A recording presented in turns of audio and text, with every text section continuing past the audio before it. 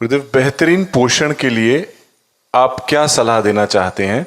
कुछ डॉक्टर कहते हैं कि 3 बार से अधिक भोजन नहीं करना चाहिए। कुछ डॉक्टर कहते हैं कि कई बार थोड़ा थोड़ा भोजन दिन में 5 या 6 बार करना चाहिए।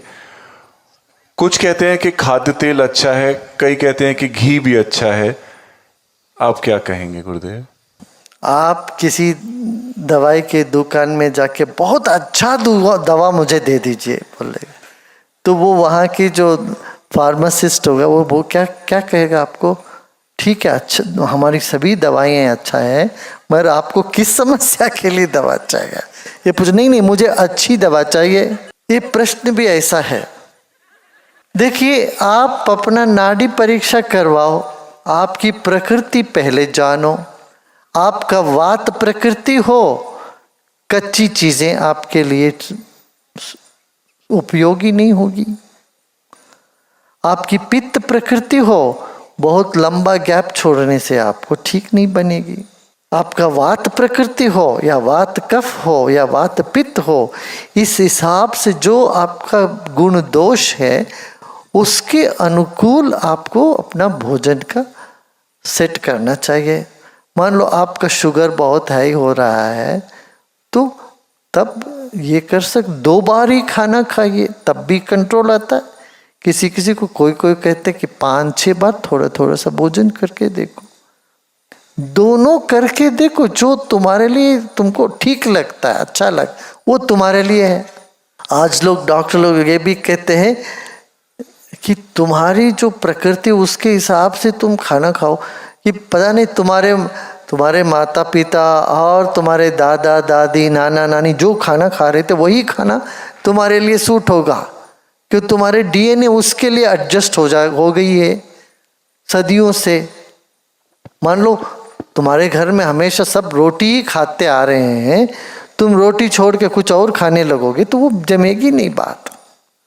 या तुम्हारे घर में ये दही चावल खाने का रिवाज है घर में, यहाँ दक्षिण में तो दिन में भी रात में भी दोपहर में भी सब दही चावल खाते हैं, और वो छोड़ दे तो उनको शरीर में कुछ ठीक नहीं बनता।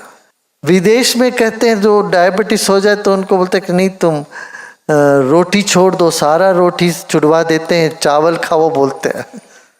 यहाँ तुम लोग चावल खा रहे हो तो लोग डॉक्टर बोलते हैं चावल छोड़ दो, रोटी खाओ। ये दक्षिण भारत में तो चपाती सबको बनाना आता भी नहीं है, और डायबिटीज से परेशान होते हैं।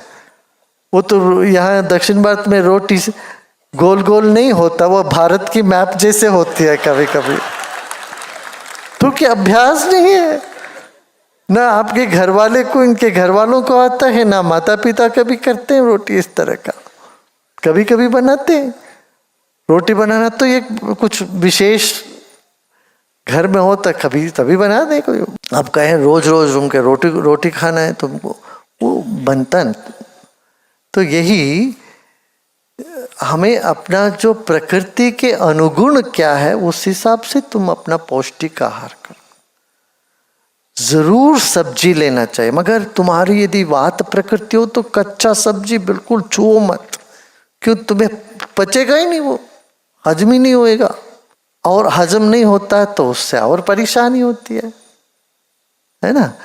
तो अपनी प्रकृति पहले तलाश करो, फिर उस हिसाब से जरूर सब्जी लेना चाहिए, या कच्चा या उबला हुआ प्रकृति के हिसाब से।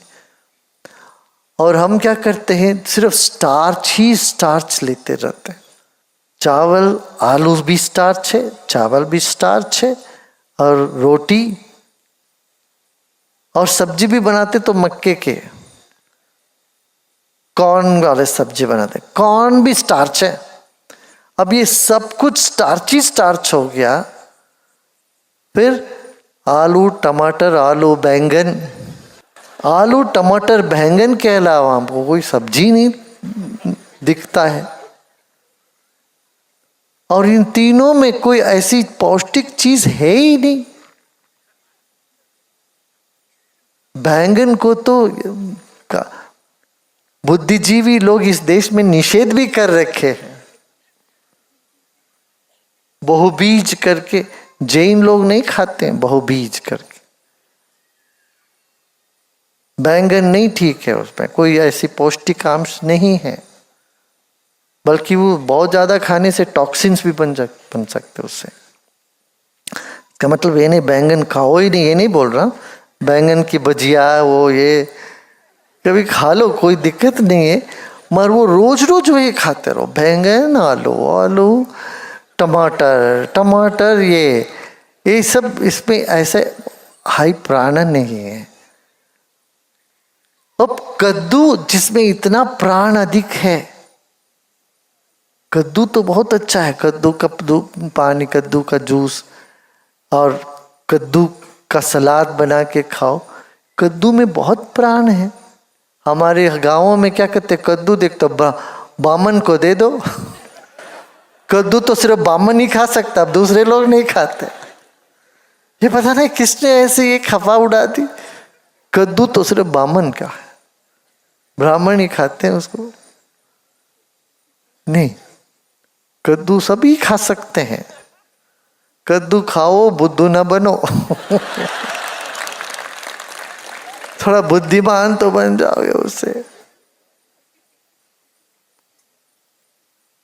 और कुछ लोग का ये धारणा है जमीन के नीचे जो होता है वो सब खाना नहीं चाहिए। मूंगफली भी भाई जमीन के नीचे ही होता है। और मूंगफली ना खाओ, गाजर ना खाओ, और क्या खाओ, किसी का दिमाग।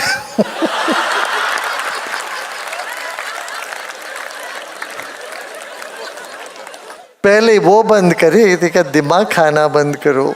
वही प्रश्न बार बार एक व्यक्ति को पूछते जाओ या अपने ही मन में उलझते जाओ। इससे बेहतर है कोई वैज्ञानिक दृष्टिकोण अपनाओ।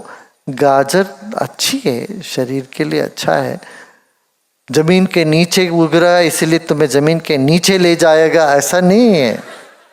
पानी तो भाई कुएं में नीचे ही रहता है, तो पानी पियोगे तो तुम नीचे चले जाओगे। ये सब भ्रम ऐसे पैदा कर दी गई है हमारे देश में, बहुत भ्रम फैला दिया ऐसे। अरे पानी सबसे नीचे जगह जाके रुकती है।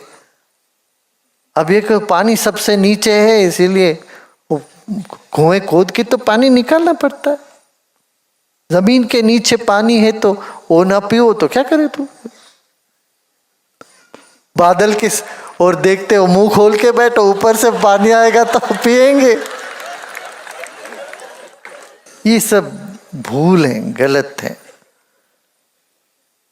अरे किसी विद्वान ने उनके मन में जो लगाया, विद्वान कहो या अविद्वान कहो, किसी ने कुछ लिख दिया तो तुम्हें उसको अंधे हो करके उस चीज को ऐसे फॉलो करते हो, ये कोई मतलब नहीं है इस बात पे। मैं कहता हूँ जमी खंड है, ये सूरन है, ये सब में पौष्टिक अंश है। शकरकंद है, वो भी जमीन के अंदर होता है। शकरकंदी में इतना अच्छे अच्छे गुण हैं।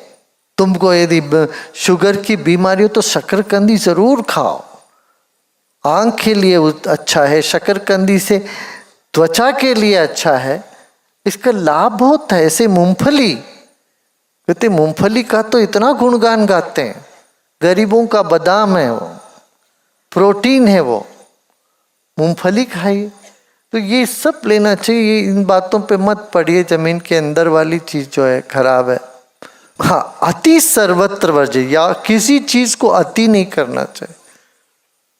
मूंगफली अच्छा कोई कह दिया तो बस कटोरी भर भर के मूंगफली दिन रात वही खाते रहे और पित्त बढ़ जाए, फिर दिमाग ऐसे घूमने लगेगा। फिर